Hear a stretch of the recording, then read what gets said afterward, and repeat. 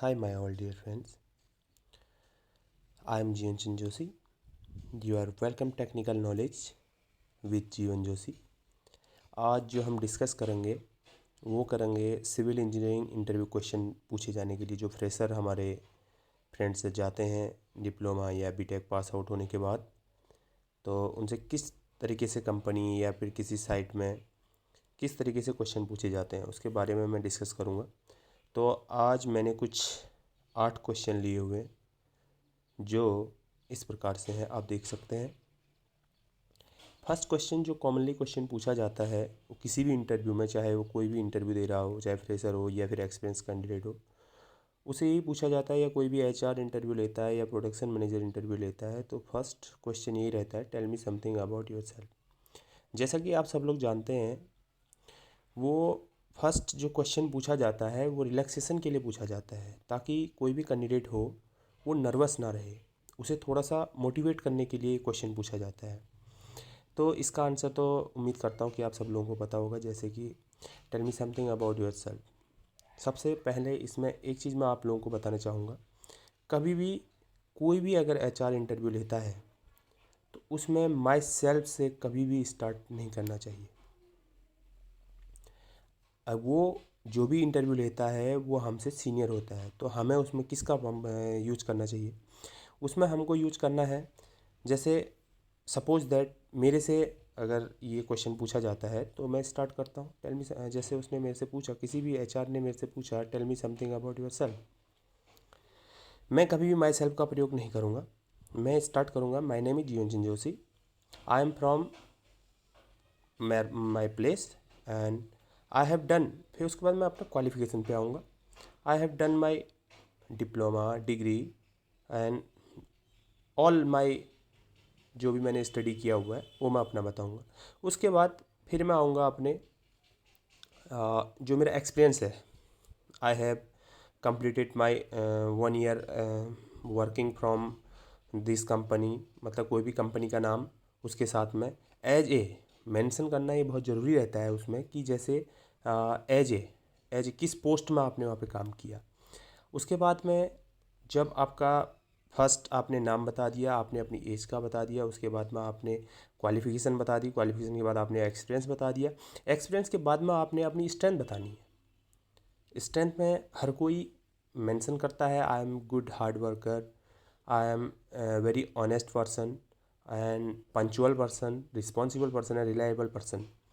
सो हमको इतना न कहकर हमको सिर्फ ये कहना है कि, क्योंकि अगर हम अपनी ही तारीफ अपने मुंह से करें तो उसमें इंटरव्यूअर जो होता है उसके सामने निगेटिव इमेज हमारी क्रिएट होती है। तो मेरा इस वीडियो के माध्यम से मेरा आप लोगों को सब यही सजेस्ट होगा कि आप सिर्फ एक स्ट्रेंथ में आप सिर्फ एक वर्ड यूज करें।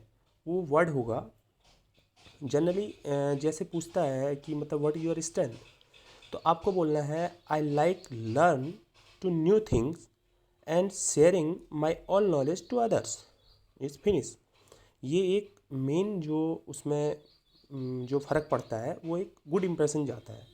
अब उसके बाद स्ट्रेंथ की बात होगी, स्ट्रेंथ के बाद में आपने हॉबी बतानी है अपनी लिटिल में, क्योंकि जो इंटरव्यूअर होता है उसके पास में इतना टाइम नहीं रहता है कि वो आपका इंट्रोडक्शन सुनने के लिए बैठा हो। तो आपने छोटे शॉर्ट फॉर्म में एक आपको अपना इंट्रोडक्शन कंप्लीट करना है। हॉबी के बाद में आपने सिर्फ एक वर्ड आपने ज़रूर यूज करना है जो बहुत सारे लोग यूज नहीं करते हैं, वो ये होता है कि that's all about me, thank you for giving me the opportunity to introduce myself. अगर आप ये वर्ड बोलते हैं उसके बाद अपना इंट्रोडक्शन समाप्त करते हैं तो उससे गुड इंप्रेशन जाता है। तो ये तो थी फ्रेंड्स फर्स्ट क्वेश्चन जो मेरा था, tell me something about yourself के बारे में। और जो दूसरा क्वेश्चन मैंने यहाँ पे लिया है, अब उसके बाद में क्या होता है, जब इंटरव्यूअर जो है वो अपना इंट्रोडक्शन ले लेता है तो उसके बाद में उसको लग जाता है कि हाँ मतलब जो है इसने इंट्रोडक्शन किस तरीके से दिया। तो अब जो दूसरी बात आती है, दूसरा जो मेरा क्वेश्चन है वो है what is the size of concrete cube. कोई भी सिविल, ये मैंने जैसे जो वीडियो बनी हुई है ये सिविल के लिए बनी हुई है, तो सिविल का कोई भी स्टूडेंट होगा तो उसे कंक्रीट क्यूब के बारे में पता होगा, क्योंकि कंक्रीट क्यूब क्या होता है, कंक्रीट क्यूब जो है वो कंप्रेसिव स्ट्रेंथ के लिए हम इसको यूज करते हैं। कंप्रेसिव स्ट्रेंथ किससे यूज होती है, एक आपका जो है कंक्रीट क्यूब फिल किया जाता है, कंक्रीट क्यूब का साइज कितना होता है, 150 इंटू 150 इंटू 150 mm, या फिर आप यूँ कह सकते हैं 15 सेंटीमीटर 15 सेंटीमीटर बाई 15 सेंटीमीटर, ये इसका कंक्रीट क्यूब का साइज़ रहता है। What is the BBS? अब जैसा कि आप सब लोग जानते हैं, अगर सिविल इंजीनियरिंग में आपको अगर कहीं पे भी इंटरव्यू लेना है या आप कहीं भी साइट वर्किंग करते हैं तो आपने BBS तो सुना होगा। BBS जो होता है वो क्या होता है कि किसी भी जैसे BBS जैसे सपोज दैट आप किसी भी RCC का प्रयोग कर रहे हैं, किसी प्लेस पे RCC का प्रयोग कर रहे हैं, तो वहाँ पे BBS बहुत ज़्यादा यूज होता है। BBS इसलिए यूज होता है कि हमें उसमें जो उसकी जो रेनफोर्समेंट बार हैं, उन बार्स का हमें क्या हो जाता है कि हमको उसका कटिंग का लेंथ एंड कितनी बार्स यूज होंगी और कैसी बार्स यूज होंगी, मतलब कितना उसमें जो है बेंड होंगी बार, कितना उसका जो हुक होगा वो बनेगा, कितने का वो डायमीटर बनेगा, उस सब का हमें पता चल जाता है। तो इसीलिए BBS का बहुत महत्व होता है। ये बहुत ज़्यादा इंपॉर्टेंट क्वेश्चन है, तो ये भी अधिकतर जो इंटरव्यू होता है उसमें पूछा जाता है। अब चौथा क्वेश्चन आता है full form of BBS। BBS का फुल फॉर्म बार बेंडिंग शेड्यूल। जैसा कि मैंने अभी थोड़ी देर पहले बताया कि BBS बहुत महत्वपूर्ण क्वेश्चन है, हर एक इंटरव्यूअर ये पूछता है कि BBS का फुल फॉर्म क्या होता है, what is BBS and BBS, find out the BBS। ठीक है, तो आप ये 4 क्वेश्चन हो गए। पांचवा क्वेश्चन जो मेरा है दोस्तों वो है what is the difference between one way slab and two way slab.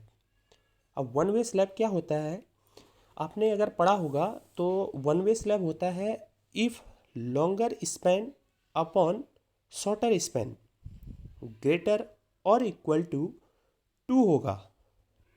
मैं फिर से रिपीट करता हूँ, if longer span upon shorter span greater और इक्वल टू 2 होगा तो वन वे स्लैब होगा।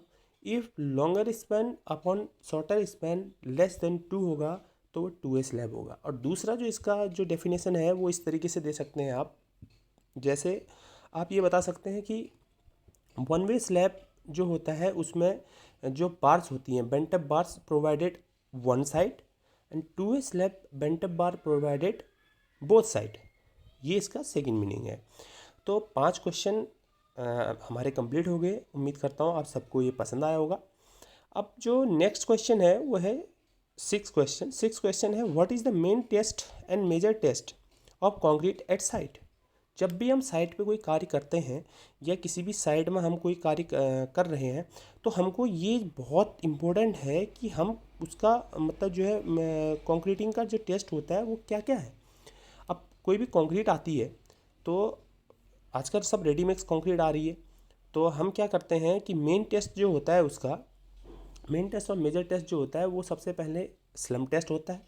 अब स्लम टेस्ट कैसे होता है, स्लम का कौन होता है, उसका जो आपने जैसे पढ़ाई होगा कि स्लम टेस्ट से हम क्या करते हैं वर्केबिलिटी टेस्ट करते हैं, उसकी वर्केबिलिटी देखते हैं कि कंक्रीट सही है या वो वर्केबल है या नहीं है, उसमें कहीं सेग्रीगेशन तो नहीं हो रहा है, ब्लीडिंग तो नहीं हो रहा है, तो इस टाइप से ये चीज़ हो जाता है। और दूसरा होता है कॉम्प्रेसिव टेस्ट। कॉम्प्रेसिव टेस्ट जो होता है वो होता है आपका ये जो क्यूब होता है, क्यूब टाइप से बनाकर हम उसको देख लेते हैं, मतलब 7 डेज या 28 डेज़ के बाद में हम उसके 3 क्यूब का टेस्ट करके हम उसको देख लेते हैं। ये जो है साइड टेस्ट हो गया। अब नंबर 7 पे आता है what is the water cement ratio. Water cement ratio जैसा कि आप सब लोगों को पता है कि वाटर सीमेंट रेशियो जो है ये डिपेंड करता है, अगर वाटर सीमेंट रेशियो हमारा क्या होगा increase, if water cement ratio is increase then strength is decrease. ये एक बहुत महत्वपूर्ण क्वेश्चन है कि अगर वाटर सीमेंट रेशियो अगर इंक्रीज होता है तो स्ट्रेंथ क्या होगी, डिक्रीज होगी। अगर वाटर सीमेंट रेशियो अगर जो है डिक्रीज होगा तो स्ट्रेंथ क्या होगी, इंक्रीज होगी। ये एक बहुत महत्वपूर्ण क्वेश्चन है। और 8वां क्वेश्चन जो आता है वो आता है difference between column and stud. तो column is a vertical member for frame structure is the main structure member design to take loads bending load bearing capacity and share of compression member. ठीक है, ये इसके लिए use होता है। मतलब simple भाषा में अगर मैं इसको कहूँ तो कॉलम क्या है, कॉलम एक वर्टिकल मेंबर है जो लोड लेता है किसका, रूफ का, बीम का, और वो कॉलम पे लोड कॉलम अपने ऊपर लोड लेके उसको कहाँ ट्रांसफ़र करता है, डाउन जो बिलो कॉलम है उस पर ट्रांसफ़र करता है। बिलो कॉलम कहाँ करता है, उसको फुटिंग पे ट्रांसफ़र करता है। फुटिंग कहाँ करता है, उसको ट्रांसफ़र कहाँ करता है, ग्राउंड लेवल पे। तो ये कॉलम का एक जनरली जो वो होता है डेफिनेशन है वो ये है। अब बात होती है स्टड की। स्टड को क्यों यूज किया जाता है।